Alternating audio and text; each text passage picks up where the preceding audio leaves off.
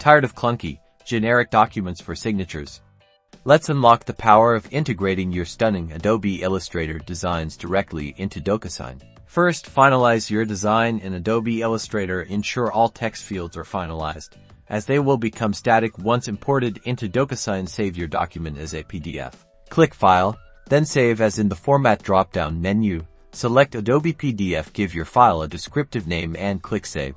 Now, log into your Docusign account. Click on the New button, usually located on the left side of the screen, and select Upload.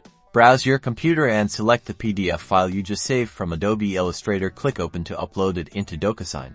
Once uploaded, you'll be in the Docusign editing environment. Here, drag and drop the necessary fields like signature, date signed, and initial fields to their appropriate locations on your document. Remember, these fields are interactive for the signer.